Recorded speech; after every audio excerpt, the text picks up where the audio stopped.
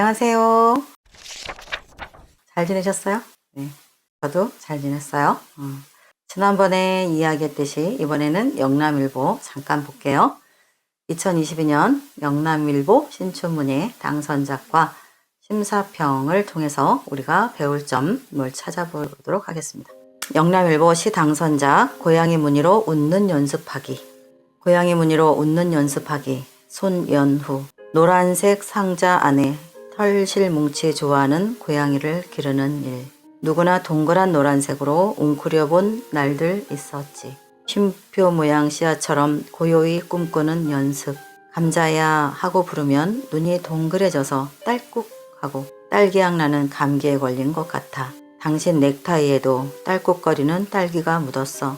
우리는 서로의 코를 쿡 찌르며 웃어버렸지. 커튼을 열면 우리도 고양이 꼬리처럼 기다랗게 기대어 보고 노란 고양이 무늬 닮은 햇빛이 머리 위로 얼룩덜룩 흘러내렸지. 반짝이는 유리잔마다 함께 이름을 붙이던 날. 사람은 이름대로 사는 거래. 여기저기 우리 이름을 붙이자.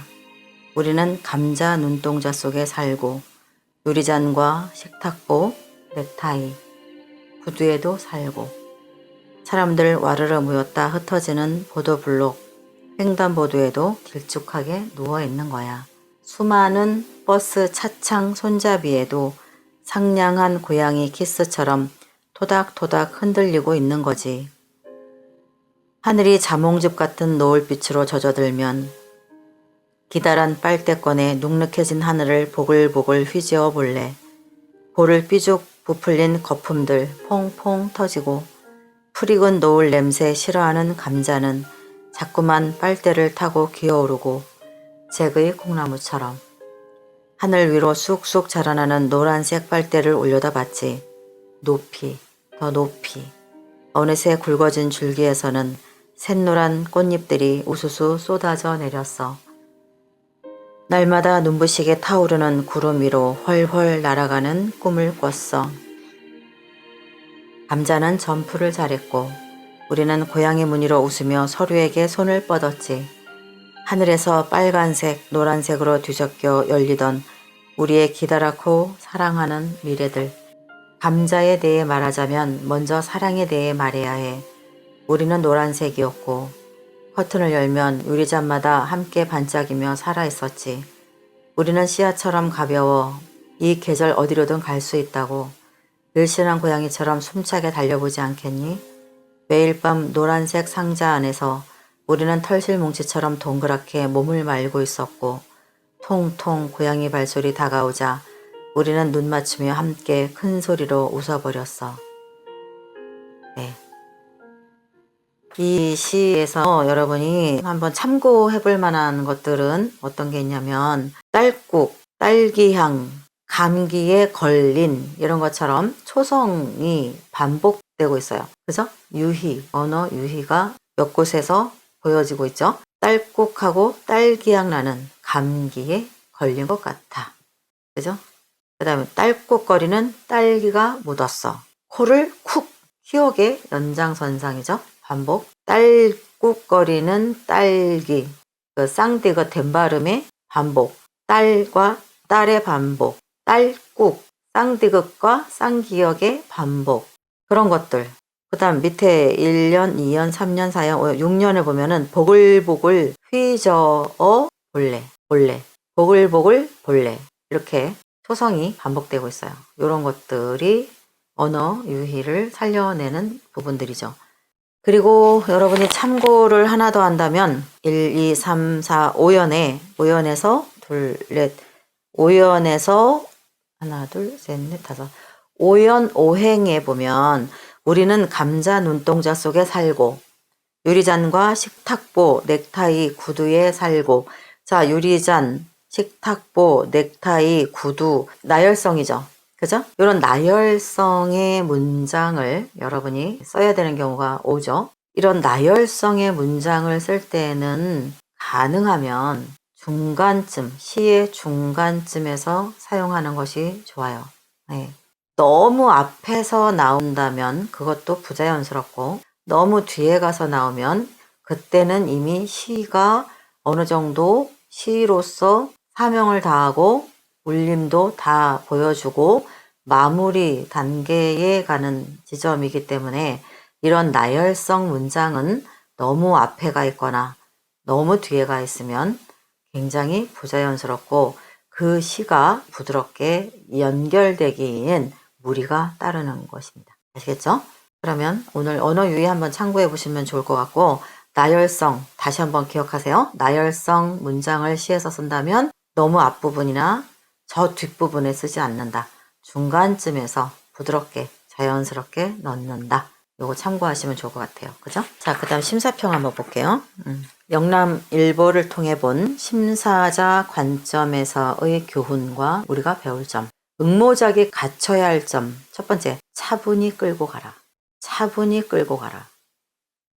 시를 여러분이 다룰 때 엄벙덤벙 막 보폭이 컸다가 좁았다가 막 그래도 안 되고 부자연스럽고, 너무 넓게 뛰면 앞뒤가 개연성이 잘 맺어지지 못하죠.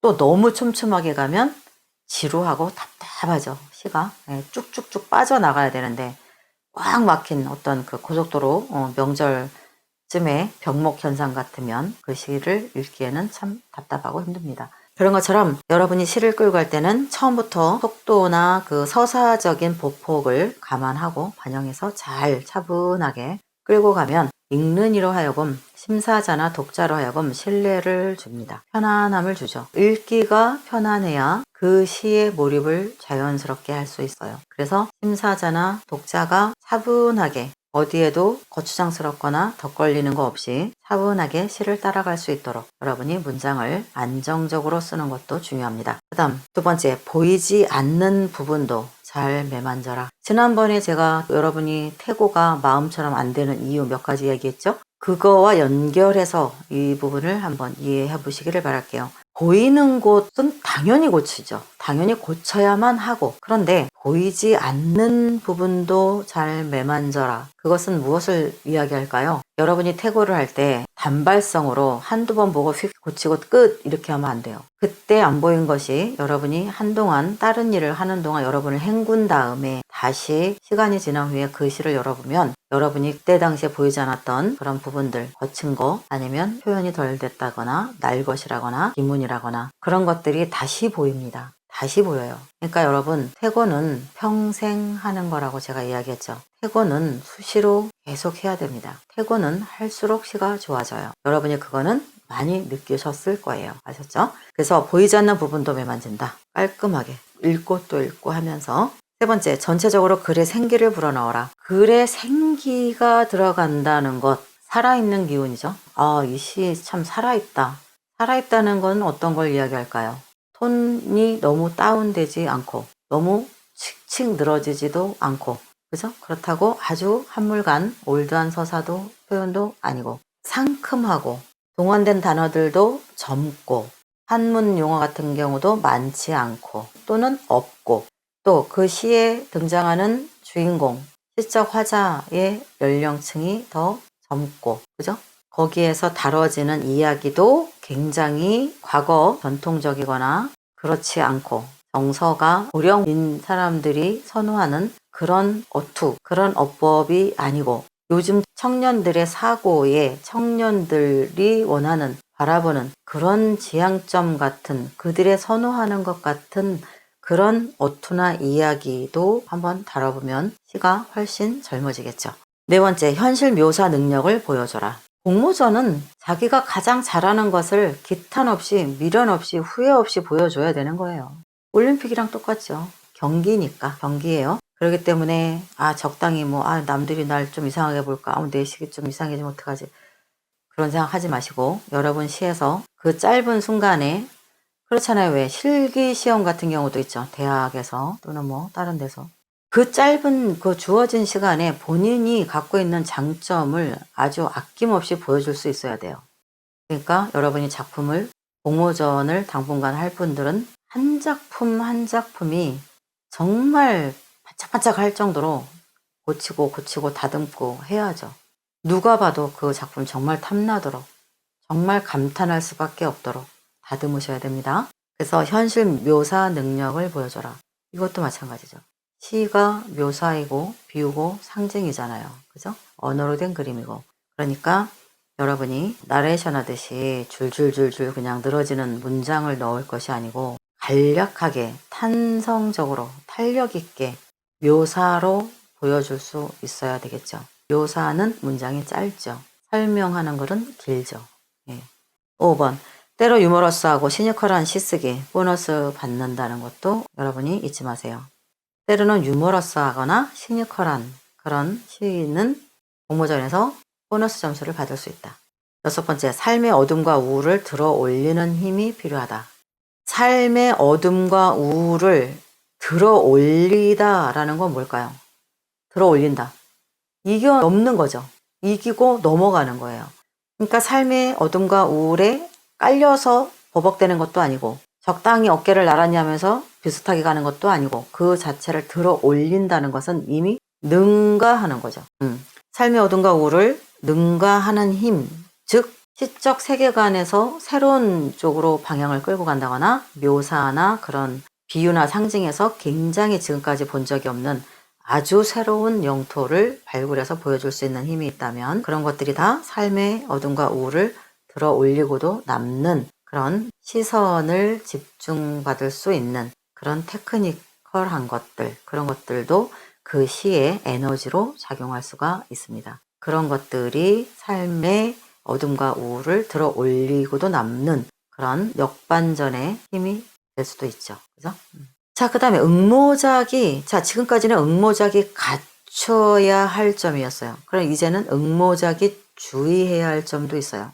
첫 번째, 최고 여러분이 어떤 공모전을 할 때 정말로 고르고 골라서 그 중에 가장 대단한, 끝내주는, 자신 있는 그 몇 작품만 내세요. 근데 여러분이 그렇지 않은 경우가 있어요. 내가 30편을 썼는데 그 중에 7편은 괜찮고 나머지는 좀 그렇고 나머지는 더 그렇고 좀 더 손봐야 되는 작품들이 있죠. 근데 여러분이 신춘문예의 때가 되면 왠지 모르게 그 욕심이 생겨요. 그래서 7편만 딱 2곳 정도 3편 응모하는데 보내면 되는데 보내놓고 7편은 보내놓고 나머지도 에라 모르겠다 어디 하나 얻어서 걸릴지 어떻게 하나 다 보내버려요. 그래도 그거는 그런데 좀 나아요. 왜? 가장 잘 쓴 7개 작품은 별도로 추려서 다른 데를 냈으니까. 그래도 그건 낫죠. 어차피 뭐 나중에 아무데나라도 얻어 걸려라 하고 보낸 건 떨어지면 그만이지만 중복투거나 이런 것은 아니잖아요. 그죠? 그리고 7편의 좋은 작품은 일단 전투적으로 좋은 곳에 눈길을 끌 수 있도록 투고를 했으니까. 그런데 그런 경우가 아닌 다량의 작품을 투고하는 경우가 있죠. 가끔 봅니다, 저도. 이해가 안 가요, 그렇게 하는 사람들은. 무슨 생각인지. 여러분은 최고 잘 쓴 아주 으뜸작만 넉넉하게 내지 마세요. 그리고 3편 내외 그럼 5편 내외 그럼 5편만 내시면 돼요. 3편 내외 그런데 5, 6편. 5편 내외 그런데 8, 9편. 그거 할 필요 없어요. 그렇게 내서 도움이 되기보다는 여러분에게 마이너스가 더 많습니다. 왜냐? 그 중에 잘 쓴 으뜸작은 소량에 지나지 않을 거예요. 그런데 편수로 좀 어떻게 밀어볼까 하고 몇 편을 더 넣는다? 그거 다 포함돼야 가장 타인 경쟁작 기가 막히게 잘 쓴 작품 하나면 맥도 못 추고 떨어져요. 그냥 많이 놓으면 뭐 할 건데요. 제 몫을 못하는 작품들인데 필요 없어요. 그거 하지 마세요. 가장 잘 쓴 작품 그들이 원하는 딱 편수만 넣으세요. 그렇기 때문에 여러분이 전략을 세워야 돼요. 1년 내내 질이 떨어지는 작품을 많이 써댈 거냐 아니면 소량의 작품을 써놓고 1년 내내 다듬을 거냐 이런 것이 전략이죠. 그 다음에 최고 몇 작품만 응모하고 에라 모르겠다 뭐 아니면 말고식으로 무책임하게 던지기 수법 이런 거 하지 마세요. 여러분한테 절대 도움 안 되고 그 시 소재 그런 것만 다 엑기스 빨리다 시쳇말로 엑기스 빨린다는 말 있죠? 정보, 아이디어 물론 좋은 아이디어일 경우 여러분이 손해가 많다는 얘기. 남들이 별로 매력도 안 느끼는 흔한 아이디어는 아무 의미 없고 그런데 여러분이 어쨌든 여러분이 쓰는 시 중에 아이디어가 분명히 좋은 것도 있을 거 아니에요. 그런 경우 무작위로 던지기 수법으로 공모전 하면 여러분 손해예요. 그런 거 차라리 오래 묵히고 발효시키고 다듬고 해서 더 날선 검을 만드는 것이 좋죠. 그리고 여러분 이런 경우 있죠. 아, 내가 지난 1년 동안 열심히 못했어. 열심히 하려고 했는데 여러 가지 일이 생기고 열심히 못했다. 그러면 차라리 그냥 반성하고 자숙하면서 그 해 신춘문예 하지 마세요. 그냥 편히 쉬면서 한 작품이라도 더 제대로 된 거 고르고 태고 하세요. 근데 대개가 옛날에 조금 열심히 시를 쓸 때 몇 편 써놓고 그 뒤에 한 1, 2년은 그냥 엉뚱한 짓 하고 뭐 시 근처에도 안 갔다가 신춘문예쯤 되면 그냥 보내기는 아깝거든요. 그러니까 옛날에 써놨던 거를 혹시나 하면서 그 공모전에다가 응모를 해요. 여러분, 그런 경우 여러분에게 독이 됩니다. 당선돼도. 왠지 알아요? 과거에 여러분이 시를 열심히 썼을 때 그 리듬을 갖고 있을 때 그나마 꽤 괜찮은 거를 썼다고 쳐요. 그 뒤에 1, 2년을 여러분이 쉬었다고요. 그러면 1, 2년을 쉬고 나면 여러분 백지가 돼버려요. 리듬 다 깨졌고 감각 하나도 없어요. 그런데 과거에 내가 썼으니까 그걸로 낸다. 자, 그렇게 해서 당선이 됐다고 쳐요. 그럼 어떡할 거예요, 이제? 다 식었는데, 감각 다 떨어졌는데. 뭐 되기만 하면 되는 거예요? 여러분이 그렇게 됐을 경우에 당선작만큼 써내지 못하면 여러분 스스로가 망신을 자초하는 경우도 돼요. 아, 근데 신춘문예 되고 나서 열심히 쓰면 되잖아요. 물론 좋죠. 열심히 쓰는 거 좋아요. 그런데 쉽지 않다는 거죠. 여러분이 마음먹은 대로 시가 그렇게 호락호락 왔다 갔다 하지 않습니다. 그래서 제가 여러분에게 말씀드리고 당부드리고 하는 이유가 맨 처음에 시작했을 때 첫 판에 쭉 밀고 나가서 등단까지 딱 끝내버리는 게 굉장히 이상적인 시쓰기지, 하다가 몇 달 하다가 또 말다가 몇 달 하다가 말다가 3개월 하다가 7개월 놀고 4개월 하다가 1년 놀고 그렇게 하면 여러분 지쳐서 못 가요. 절대. 그러다가 10년 가서도 등단 못한 사람 많이 봤습니다. 제가. 그러니 여러분 맨 처음에 딱 작정했을 때 쭉 밀고 나가세요. 멈추지 말고. 그게 가장 여러분이 덜 힘들고 빠른 방법이에요. 등단이. 멈췄다 하면 가기 힘들어요. 여러분 대학 다닐 때 휴학계 내봐요. 휴학계 낸 학생들 치고 다시 복학해서 졸업장 따는 사람 얼마나 되든가요? 멈추면 힘든 거예요. 멈추면 뭐든지 힘들어요. 그만큼 다시 돌아가는 것도 힘들고 질리고 지치고 스스로가 자기에게 걸려 넘어가요. 그러니까 여러분, 지금 시 공부하기로 다짐하신 여러분, 절대로 이번에 멈추지 마세요. 여러분이 목표로 삼은 곳까지 반드시 완주하고, 쉬어도 잠깐 쉬었다가 또 바로 씻기 전에 일어나서 또 달려나가야 돼요. 아시겠죠? 오늘은 여기까지. 준비가 안 됐으면 차라리 한 해 쉬라는 얘기 여러분 꼭 참고하시기를 바랄게요. 그리고 그런 일이 없도록 준비 안 되고 쉬고 리듬 끊어지고 다시 돌아오고 누군 상을 탔는데 등단했는데 나도 이제라도 좀 해봐야지, 그 마음을 한 번에 끝까지 쭉 묵묵히 밀고 가세요. 우리 그 정도 내공은 있지 않아요? 그죠? 이제 어디 여기저기에 현혹당하거나 휩쓸릴 나이는 아니잖아요. 그죠? 적당히 어느 정도 다 참고 인내할 줄 알고 타협할 줄 알고 견딜 줄 아는 나이죠. 그러니 여러분 멈추지 마시고 이번 올 한 해 쭉 가시기 바랍니다. 연말까지 눈부신 여러분에게 상이, 행복이, 다양한 기쁨이 돌아올 때까지 절대 멈추지 마시고 앉지 마시고 주저앉지 마세요. 아셨죠? 제가 옆에 있잖아요. 그래서 제가 여러분과 같이 뛰고 있잖아요.